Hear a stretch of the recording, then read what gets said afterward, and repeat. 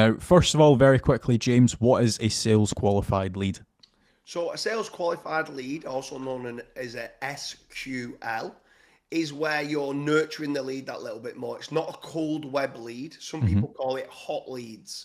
So prime example could be that, let's say you are a mortgage broker. Someone comes through on a cold web lead saying, I'm looking for a mortgage.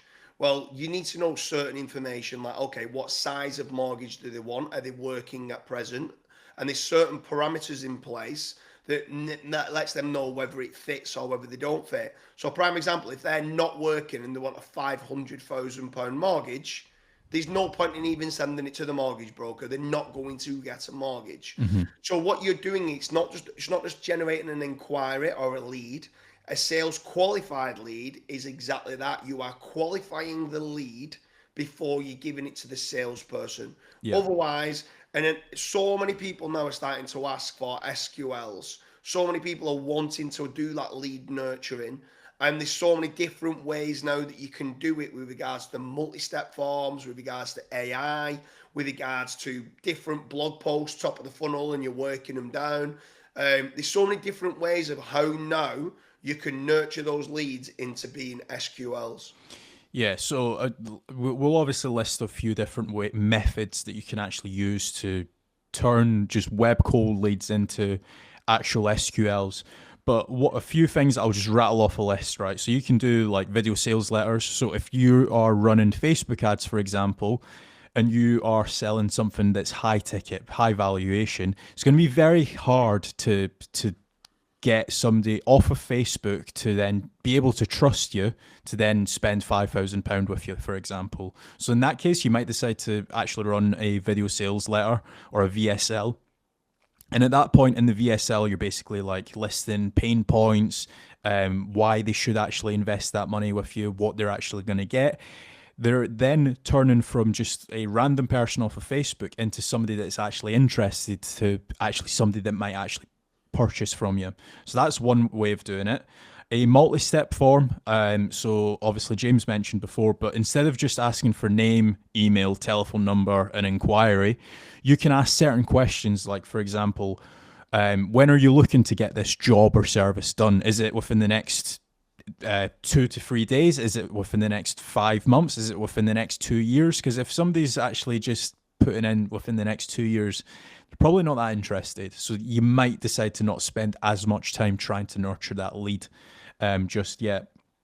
There's other questions that you can actually ask as well. Like, for example, if you are a service based company, and let's say you do solar panels, you might actually have as a question on your contact form, have you already got a grant, for example? Because there's if somebody's already got their grant, they just want a quote and they're probably ready to purchase. Um, you mentioned with AI, there's more and more websites that actually use AI chatbots. So I was having an issue with hosting a couple days ago, and I went on a website and they actually tried to upsell me like a service. So you've got different methods like that that you can do with chatbots. Another thing as well, which is a little bit more of a manual process, is the actual email. So okay, they've inquired with you, try and have that human touch before they go to a salesperson. Like if you need more information, if you need images from the actual person, you can ask for those images prior to them going through to your actual sales team. Is there Yeah, for anything else? sure. I mean, yeah, I mean, look, probably the easiest way of explaining it is over at fatrank.com, we provide a lot of SQLs. So we do a lot of sales qualified leads. The Hmm. last thing I want to do is get a business owner or someone who's very high level, could be a salesperson on £50,000 a year, dealing with leads that aren't going to convert. But also within FatRank, we need to pre-qualify business owners to whether we're going to generate leads for them. Because so I'll give you the example of what we do. We need generally businesses that work nationwide in the UK. We don't want to deal with small plumbing companies that only deal within 10 miles of where they live. And only because we've grown and we've got our overheads, we need to deal with bigger companies. So if you're a small local business, at that point, I do not want you to put you in touch with our main salespeople. What I then want to do is I want to pre-qualify it. This doesn't fit our model. And then what we then go and do is we then go and put them onto somebody else who gives them an audit explaining why they don't fit, but what their best next steps are. Initially, we used to go, sorry, you don't qualify. Mm-hmm.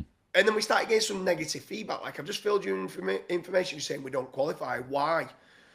So I was thinking, actually, do you know what? I do need to explain a little bit more of the why.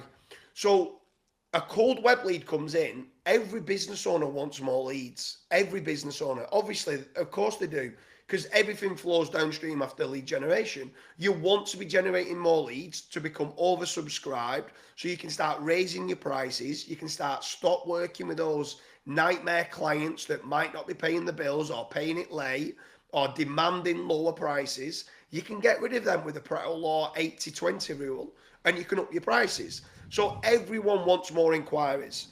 But for us, because we get inundated with people wanting more leads, our sales qualified lead setup would be nurturing them to see whether they qualify for us, and then seeing have they got a professional email.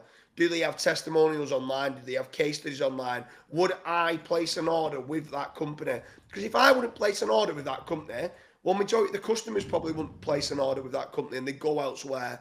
So if I'm going to generate them good quality leads, but they're not good at converting, it's going to affect us, and they're going to think it's the quality of the leads, not them converting. So there's lots of different nuances of what we do, where we pre-qualify and do sales qualified leads for FatRank internally as well. Yeah, not only that as well is if you are getting unqualified leads going straight to your sales team or your salesperson, that salesperson's going to get demotivated very, very quickly because, again, a lot of businesses, they have their salespeople on commission, and if they're having to fight through, let's say, 10 bad inquiries every single week, that's going to affect how much money that they're going to actually earn at the end of the month as well in commission. So again, by having unqualified leads, it can actually be a detriment to your actual business as well, apart from just wasting money on actual marketing, but it can actually impact your sales team or your salesperson as well. Yeah. But that has been our video on how to increase sales qualified leads. If you guys do have any questions, feel free to drop them down below. We might actually even do a follow-up because there's different marketing strategies as well on how to get the highest qualified leads as well. But any questions, feel free to drop them down below. And as always, check out fatrank.com if you want sales qualified leads for your business.